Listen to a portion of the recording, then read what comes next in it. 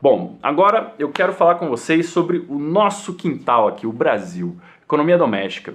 Estamos, pessoal, num momento muito sensível, muito decisivo em relação à política fiscal. O que é política fiscal? Política fiscal é os impostos que são a receita da onde o governo paga suas contas, né? Então, basicamente é isso. O governo vai dar conta de pagar suas contas? Ele vai ter dinheiro para isso? Ah, não vai. A gente já tem certeza que ele não vai. Estamos há 5 anos vivendo déficit consecutivos, né? Tudo bem que o déficit ano passado caiu para menos da metade do ano anterior, né? Na faixa de 138 bilhões caiu para 60 e poucos bilhões. Paulo Guedes, né, temos que agradecer a ele por isso, sem dúvida ele teve um papel fundamental nisso, né, a duras penas, né, cortando muita coisa, mas ao mesmo tempo fazendo coisas importantes, diminuindo o custo, né, diminuindo o custo da máquina brasileira como um todo. Mas o que importa? O que importa é para onde está indo. Não é necessariamente importante o tamanho da dívida. Eu demorei muito para entender isso. Pegando o caso, por exemplo, do Japão. O Japão é o país que mais deve em proporção ao próprio PIB no mundo. Eles têm uma dívida acima de 200% do PIB. Por que ele tem um nível de risco altíssimo em relação às agências de classificação de risco? Acho que, se não me engano, é duplo A nota atual do Japão. Como é que ele consegue tanta confiança, né, consegue uma nota de crédito tão boa, tendo tanta dívida, sendo o país mais endividado do mundo? Simples, o juro lá é negativo. Então é uma dívida que decresce, não é uma dívida explosiva que a gente não sabe aonde vai acabar. Então, o importante na economia, muito mais do que só e tão somente o tamanho de uma dívida, é a trajetória, é para onde está indo e em que ritmo está indo essa dívida. No caso do Brasil, a gente está vivendo um momento interessante porque estamos com a Selic, que é os juros que corrigem essa dívida na maior parte. A Selic está em 2% ao ano. Então é uma taxa bem modesta, nunca vista antes na nossa história, extremamente alinhada com países de primeiro mundo, né? Não países tão desenvolvidos, que têm taxas de juros negativas, como na Europa e no Japão, mas uma taxa extremamente civilizada. Tomara a Deus que a gente consiga segurar ela por algum tempo. Então, em termos da taxa de juros atual da dívida, ela tá bacana. O problema são as taxas de juros futuros, né? O mercado, quando o governo vai se financiar, se ele financia por um prazo mais longo, o mercado não utiliza a taxa Selic, que é a taxa de curtíssimo prazo. Ele utiliza a taxa equivalente ao prazo que o governo está querendo tomar o recurso. Então, se o governo quer um recurso de 10 anos, a gente vai buscar a taxa de 10 anos, né? A taxa de juros futuros do Brasil para 10 anos, pelo menos. E essas taxas mais longas do Brasil estão explodindo, estão subindo muito, tem oscilado, tem tido muita volatilidade, mas elas estão muito altas. A gente está tendo um grande descompasso na curva de juros, porque na ponta curta a taxa está baixa, na ponta do meio, ali na parte intermediária, ela já está bem alta e na parte mais longa está muito alta. Então, o percurso da nossa dívida, se a gente considerar essa trajetória da curva de juros, não é muito alvissareiro, não é muito promissor. Então, é uma coisa preocupante e para vir como se fosse uma cereja desse filme de terror, né? O que está acontecendo? Em janeiro, a gente vai ter... Em janeiro não, desculpa. No primeiro quadrimestre, a gente vai ter um grande vencimento de dívidas brasileiras. Mais de 650 bilhões de reais de dívida vão vencer nesses primeiros 4 meses do ano que vem. Isso dá na faixa de uns 15%, né, da dívida. E se você considerar,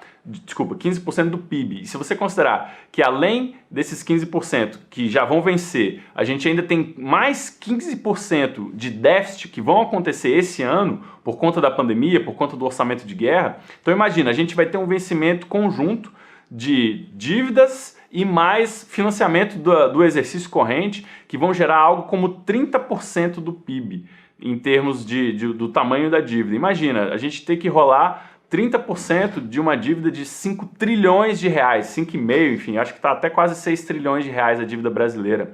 Então, é muito dinheiro, é quase 1,5 trilhão de reais que o governo vai ter que arrumar emprestado em algum lugar. E a que taxa? Com que prazos que ele vai conseguir financiar? A gente está vendo um processo, pessoal, em que o governo ele está encurtando a duration da sua dívida. O que é isso? A duration é o prazo médio de cada vencimento da dívida. Então, significa que a cada dia o governo está precisando tomar mais dinheiro no curtíssimo prazo para honrar suas dívidas, em vez de pegar um dinheiro de mais longo prazo que ele poderia pagar com mais calma, com mais folga, né? Então, esse encurtamento da duration, isso não é nada bom quando a gente faz uma análise mais fundamentalista. Então, isso é um problema. Isso significa que a nossa moeda, o real, está extremamente fragilizada, está num momento de alto risco. Não é à toa que o dólar está aí seus 5,65 e não baixa. Bate ali 5,50, no dia seguinte já está 5,60 de novo. Então, o pessoal que achava que o dólar estava caro, que o 4,50 é logo ali, ó, barba de molho. Não vai ser simples assim mais. E muito pouca gente, né, gente que costuma acertar isso, tá apostando que o dólar vai cair abaixo de 5 tão cedo, tá? Então, muito cuidado. O processo fiscal está extremamente deteriorado, não ajuda nada essa falta de harmonia no Congresso. Tudo bem que agora até o Bolsonaro ficou paz e amor, né? Tá mais tranquilo, mas mesmo assim, cadê as reformas? Cadê a articulação política? As reformas não estão vindo, né? Por mais que a gente esteja vendo um momento de um pouco mais calma no cenário político, né? A gente não está vendo nenhuma reforma sair. A gente não está vendo o Rodrigo Maia colocar votações. O Rodrigo Maia falou que quer colocar votações, só que os políticos estão apertados pelo calendário eleitoral. A gente também tem a nossa eleição municipal, né, no país inteiro, daqui a pouco, ali no início de novembro. Então, não tá fácil, pessoal. A partir do início do ano que vem, o Brasil, se não entregar alguma coisa em termos de reforma ou de redução de custos, de corte de gastos de uma forma substancial, ele vai colocar a sua credibilidade e o poder de compra da nossa moeda, o real, em risco.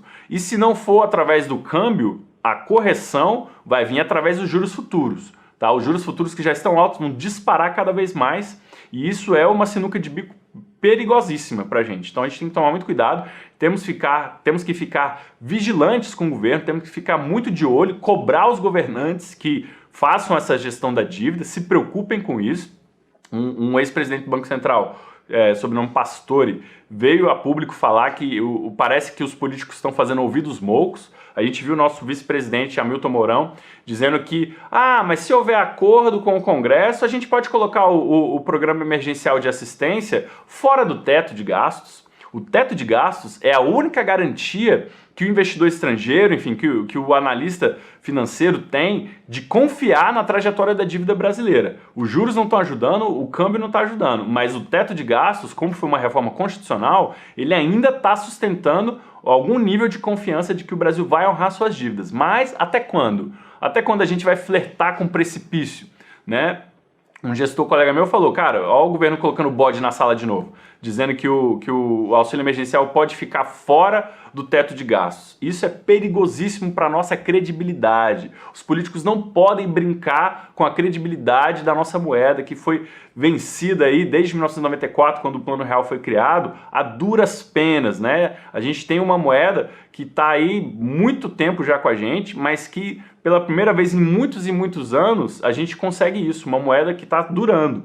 Se a nossa moeda perder demais a confiança, imagina a gente ter que trocar o câmbio, inventar uma moeda nova de novo. Olha o choque que vai ser isso. Em 94 foi a última vez que isso aconteceu.